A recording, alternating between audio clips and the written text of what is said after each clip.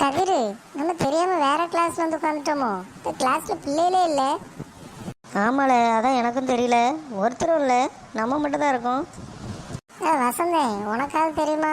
நீ யாருமே இல்ல, பையனும் மட்டும் தான் இருக்காவ. எனக்கும் தெரியலல, என்னாச்சுன்னே தெரில. நம்ம மட்டும்தான் இருக்கோம். ஒருவேளை எல்லா பிள்ளைகளும் லீவாக இருக்குமோ? இல்ல, ஒரு பிள்ளை லீவ் போடலாம், இல்லைன்னா 2 பிள்ளை லீவ் போடலாம். மொத்தமாவா லீவ் போட்டாலுவே? கதிரு, பக்கத்து கிளாஸ்ல போய் எட்டி பார்த்துட்டு வாழ. அங்கே யாரெல்லாம் இருக்கான்னு பாரு. ஆமாம், இரு, நான் போய் பார்த்துட்டு வரேன். ஐயோ, வெளியே போகிறவங்கள சார் வந்துட்டாரே. ஆமா, இவரு எதுக்கு வந்தாரு? நமக்கு டீச்சர் தானே. சார் வந்திருக்காரு. Good morning students. Good morning sir. Good morning sir. Good morning sir. Good morning sir. Okay students, நேற்று ஹோம்ஒர்க் கொடுத்துருந்தாங்களாமே, எல்லாரும் செஞ்சிட்டிங்களா? ஐயோ, ஹோம்ஒர்க்கா? ஹோம்ஒர்க்குன்னு சொன்ன பிறகு தான் ஞாபகமே வருது. இல்லை கதிரு, நீ செஞ்சிட்டியோ? நான் தானே? ஆமாம் ஆமாம், இப்போ முதல்ல நான் தான் செஞ்சு கொண்டு வந்திருக்கேன். வசந்த் ஒன்றுமே பேசாமல் நிற்கிறான், ஒருவேளை அவன் செஞ்சுருப்பானோ? அட நீ வேற, நம்மளே செய்யல, அவன் எங்க செய்ய போறான்? இல்லை கதிரு, சார்கிட்ட கேளாம், அந்த பிள்ளைகளெல்லாம் எங்கன்னு கேளாம். என்னது, சார்கிட்டயா? எப்போ பிள்ளைகளை பற்றி கேட்டால் அவ்வளோதான் அடிப்பார். இப்போ பாரு நான் எப்படி கேட்குறேன்னு. சார், நம்ம கிளாஸ்ல நிறைய பேர் வரல சார். என்னது வரலையா? 1 2 3 4 5 6 7 8 9 10. இல்லையே, எல்லாரும் கரெக்டாக தான் இருக்கீங்க. என்னல இவர் நம்மளை மட்டும் எண்ணிட்டு கரெக்டாக இருக்கீங்கன்னு சொல்கிறாரு. செல்வேன், ஒருவேளை பிள்ளைகள் வேற ஸ்கூலுக்கு போயிட்டாலோ?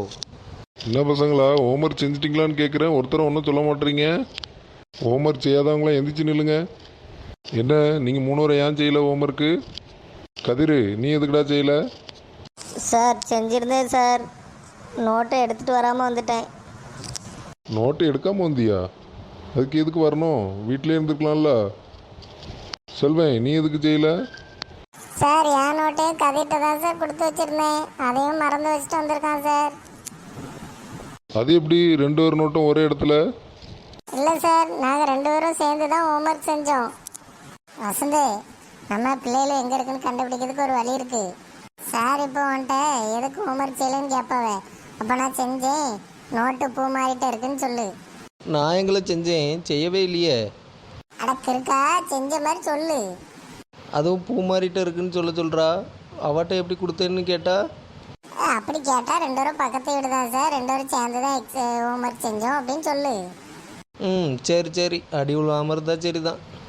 வசந்தன், உன்கிட்ட மட்டும் தனியாக கேட்கணுமா? நீ எதுக்கு செய்யலை? சார், நான் செஞ்சேன் சார். எல்லாரும் செஞ்சேன்னு சொல்கிறிய, ஆனால் நோட்டு இல்லை, நோட்டை கொண்டு வரலங்கிறிய. நோட்டு கொண்டு வராமல் எதுக்குள்ள பள்ளியிடத்துக்கு வாரிய? நீ செஞ்ச நோட்டங்களை? சார், அது பூ மாறிட்டே இருக்கு சார். பூ மாறிட்டே இருக்கா? ஏன் உன்னால் செய்ய முடியலன்னு அவளை செய்ய சொன்னியோ? சார், இல்லை சார், நாங்கள் 2 பேரும் சேர்ந்து தான் ஹோம்ஒர்க் செஞ்சோம். எங்கள் வீட்டுக்கு பக்கத்து வீடு தான் சார். இல்லை வைரஸு, சொல்லுங்கள் சார். பக்கத்து கிளாஸில் பூ மாறி இருப்பா, அவட்ட வசந்து நோட்டு இருக்கும், போய் வாங்கிட்டு வாப்போ. Okay sir. பாத்தியா கதிரு, கண்டுபிடிச்சாச்சு. பிள்ளைகள் பக்கத்து கிளாஸ்ல தான் இருக்காள்வே. ஆமாம் செல்வேன், சூப்பர்ல. எப்படில நீ மட்டும் இப்படிலாம் யோசிக்கிறா? அதெல்லாம் ஒரு திறமல வசந்தே. அதான் பிள்ளைகள் இருக்க இடம் தெரிஞ்சு போச்சுல, வேற ஏன் சோகமா இருக்கா? அடக்கு இருக்கா, நீ சொன்னான்னு தான்ல பக்கத்து கிளாஸில் இருக்குன்னு சொல்லிட்டேன். ஆமா, இப்போ அதுக்கு என்ன? இப்போ வைரஸ் நோட்டு அங்கே இல்லைன்னு வருவானே, சார் அடிப்பார்ல நீ. ஐயோ, ஆமா, இதை மறந்துட்டானே. எதுக்குல கவலைப்படுறா? செல்வன் தான் அப்படி சொல்ல சொன்னான்னு சொல்லிடு, அவ்வளோதானே. அடக்கு இருக்கா, என்னையும் காட்டி விடுக்கலான்னு பாக்குறியோ? வசந்தே, பயப்படாதல, சார் உன்னையும் ஒன்றும் பண்ண மாட்டாவே. ஆமாம் ஆமாம், இவன் பார்த்தான். நானும் அழகாக வீட்டிலேயே நோட்டை வச்சுட்டேன்னு சொல்லியிருப்பேன். இப்படி என்னையும் மாட்டி விட வச்சுட்டானுல. வைரஸ் வாரான். சார், அங்கே வசந்த நோட்டு இல்லையா சார், பூமாரிக்கிட்ட? என்னது இல்லையா? சரி, நீ போய் உட்காரு. வசந்து, நீங்கள் வாழ. சார், என்ன சார்? நோட்டு அங்கே இல்லை, நீ என்கிட்ட போய் சொல்கிற. என்ன ஹோம்ஒர்க்கு செய்யாமல் வந்தது தப்பு. நீ இப்போ அதை மறைக்கிறதுக்கு நோட்டை நான் அங்கே கொடுத்துருக்கேன்னு 2வது தப்பு வேறு பண்ணுறியா?